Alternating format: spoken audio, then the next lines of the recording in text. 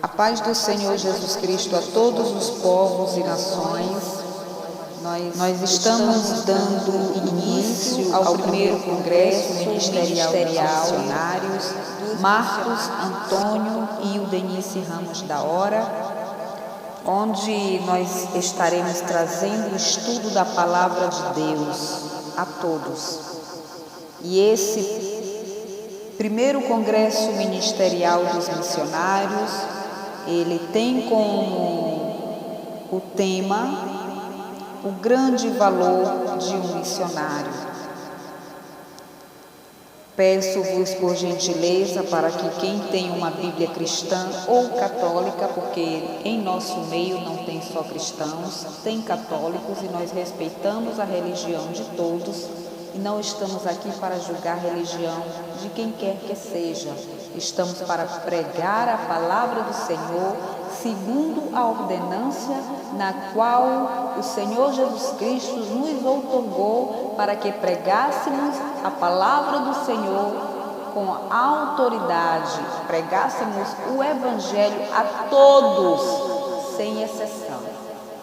Então, nesse momento, eu peço-vos por gentileza para que quem tem uma Bíblia, que abra em o livro de Atos dos Apóstolos, capítulo de número 16, versículo 31b e 32. Amém?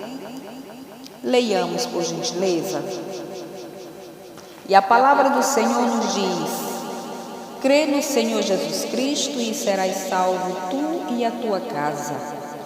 E lhe pregaram a palavra do Senhor e a todos os que estavam em sua casa. Versículo 32 de Atos dos Apóstolos, capítulo 16. Porém, agora nós iremos conhecendo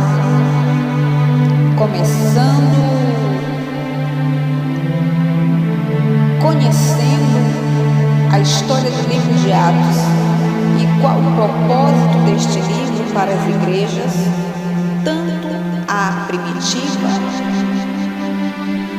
como as dos dias vindouros e dos dias atuais. O livro de Atos, e de igual modo o Evangelho segundo Lucas, é endereçado a um homem chamado Teófilo.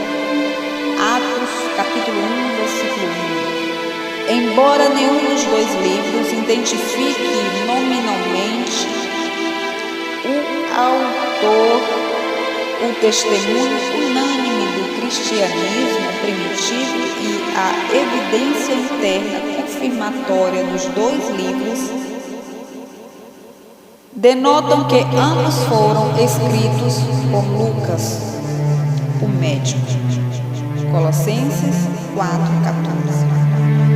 O Espírito Santo inspirou Lucas a escrever a Teófilo a fim de suprir na igreja a necessidade de um relato completo dos primórdios do cristianismo.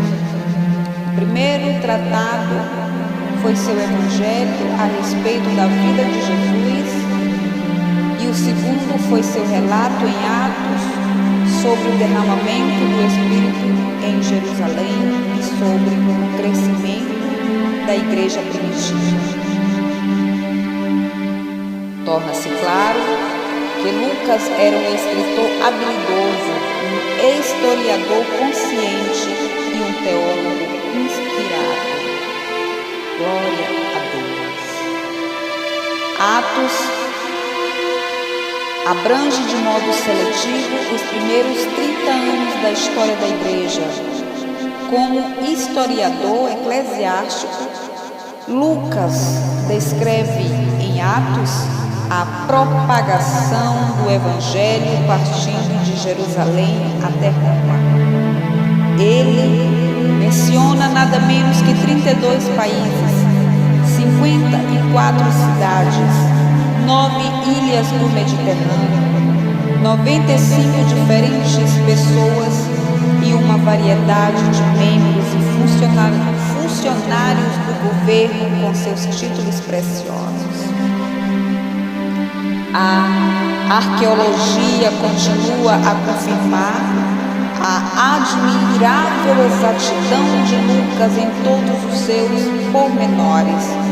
Como teólogo, Lucas descreve com habilidade a relevância de várias experiências e eventos dos primeiros anos da Igreja.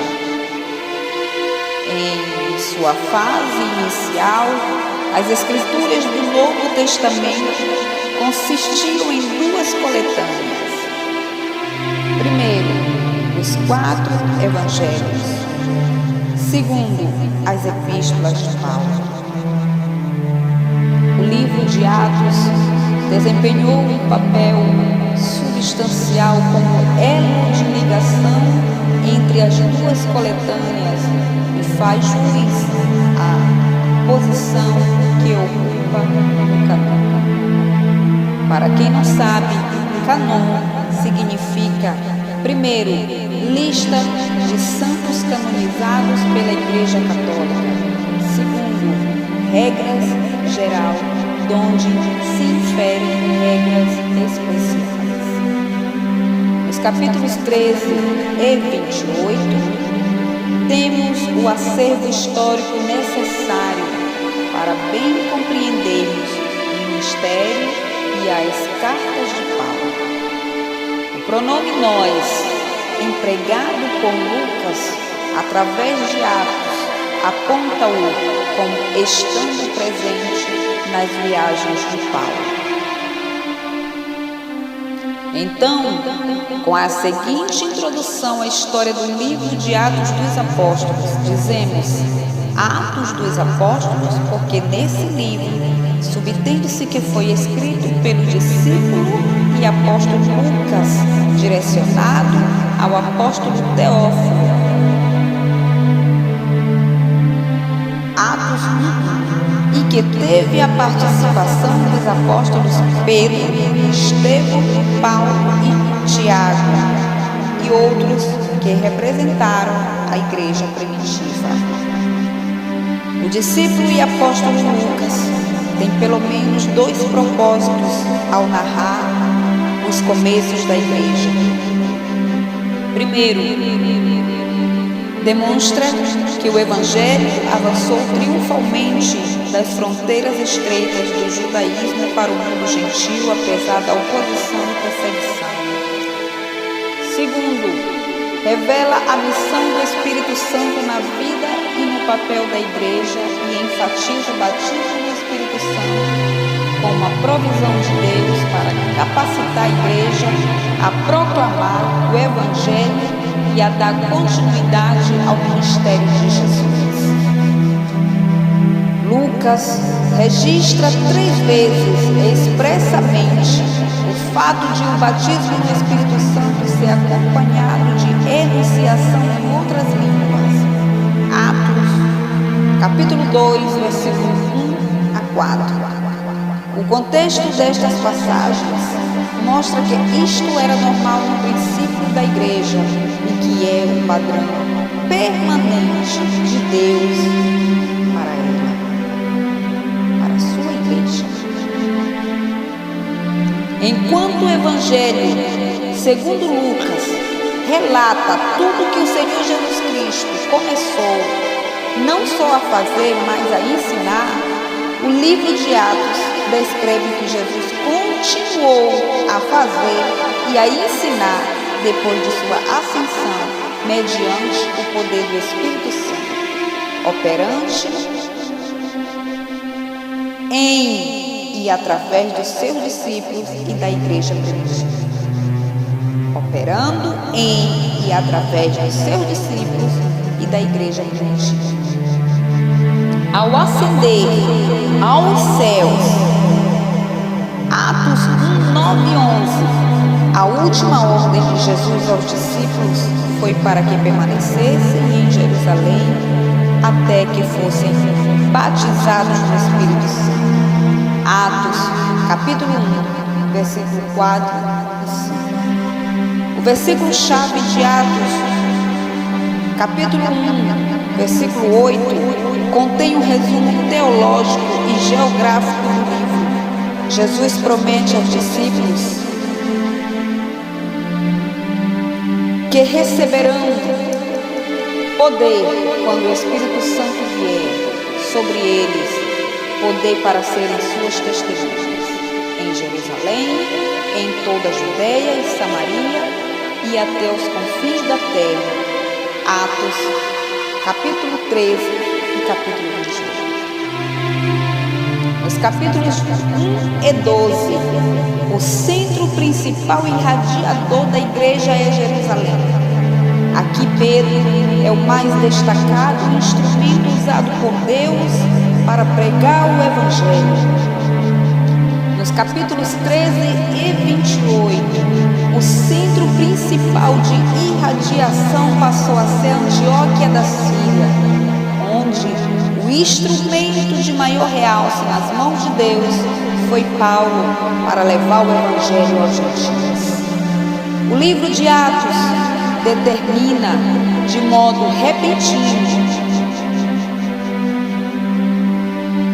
e termina de modo repentino com Paulo em Roma, aguardando julgamento perante César. Mesmo com o resultado do referido julgamento ainda pendente, o livro termina de modo triunfante, estando Paulo prisioneiro, porém cheio de ânimo e sem impedimento para pregar e ensinar acerca do reino de Deus e do Senhor Jesus. Segundo está escrito em Atos, capítulo 28, versículo 31. 9 principais destaques assinalam o livro de Atos. Primeiro princípio, a igreja. Atos revela a origem do poder da igreja e a verdadeira natureza da sua missão, juntamente com os princípios que devem norteá-la em todas as gerações. Segundo princípio, o Espírito Santo. A terceira pessoa da Trindade é mencionada 50 vezes. O batismo no Espírito Santo e o seu ministério outorgam poder, ousadia, santo temor a Deus, sabedoria, direção e dons espirituais. Atos, capítulo 19, versículo 5. Terceiro princípio, mensagens da igreja primitiva. Lucas relata com habilidade os ensinos inspirados de Pedro, Estevão, Paulo, Tiago e outros, apresentando assim um quadro da igreja primitiva não encontrado em outro lugar do Novo Testamento. Quarto princípio, oração. Os cristãos primitivos dedicavam-se às orações com regularidade e fervor, que às vezes duravam a noite inteira, produzindo resultados maravilhosos. Quinto princípio, sinais, maravilhas e milagres. Estas manifestações acompanhavam a proclamação do Evangelho no poder do Espírito Santo. Sexto princípio, perseguição. A proclamação do Evangelho com poder dava origem à oposição religiosa e ou secular. Sétimo princípio, a ordem judaica gentia. Do começo ao fim de Atos, o Evangelho alcança primeiro os judeus e depois os gentios. Oitavo princípio, as mulheres. A missão especial às mulheres dedicadas à obra continua da igreja. Nono princípio, triunfo. Barreira alguma nacional, religiosa, cultural ou racial, nem oposição ou perseguição deve impedir o avanço do Evangelho de Cristo Jesus. O livro de Atos não é simplesmente um compêndio de história da igreja primitiva, é o padrão perene para a vida cristã e para qualquer congregação cheia do Espírito Santo. Glória a Deus. Amém? Os cristãos devem desejar, buscar e esperar como norma para a igreja atual todos os fatos vistos no ministério e na experiência da igreja do Novo Testamento. Esses fatos são evidentes quando a igreja vive na plenitude do poder do Espírito Santo. Aleluia! Em todo o livro de Atos dos Apóstolos e no restante do Novo Testamento, indica que os sinais, maravilhas, milagres, dons espirituais ou o padrão apostólico para a vida e o ministério da igreja cessariam repentinamente ou de uma vez no fim da era apostólica.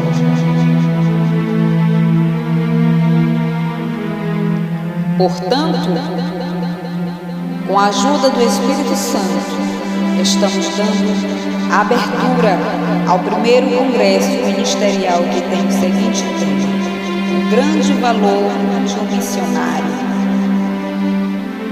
Pois o Senhor Jesus Cristo nos deu toda a autoridade para, em o seu precioso nome, fazermos um excelente trabalho para o seu reino, para o reino dos céus.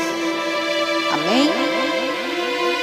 Eu gostaria de que nesse momento pedisse a todos que se colocassem de pé, coloquem as mãos em seu coração, fechem seus olhos.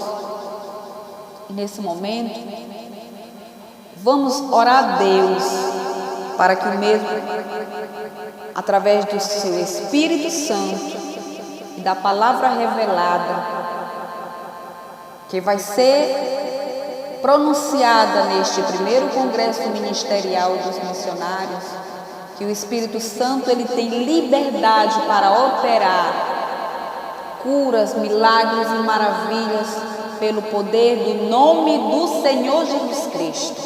Neste momento, vamos nos prostrar diante de Deus, colocando as mãos em nosso coração e fechando os nossos olhos e pedindo ao Senhor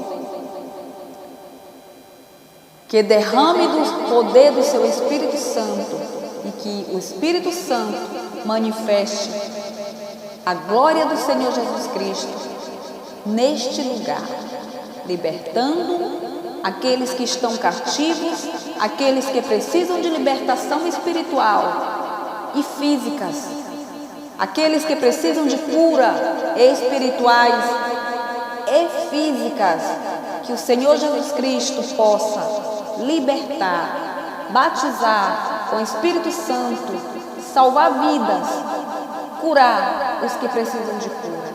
E que a manifestação do Espírito Santo, ela não cesse neste lugar, pois neste lugar, através deste primeiro congresso, o Espírito Santo tem a liberdade de operar curas, milagres e maravilhas para a glória do nome do Senhor Jesus Cristo. Oremos a Deus. Diante da Tua palavra, diante do Teu povo que precisa de um milagre, que precisa de uma cura, que precisa de libertação espiritual e física, Senhor.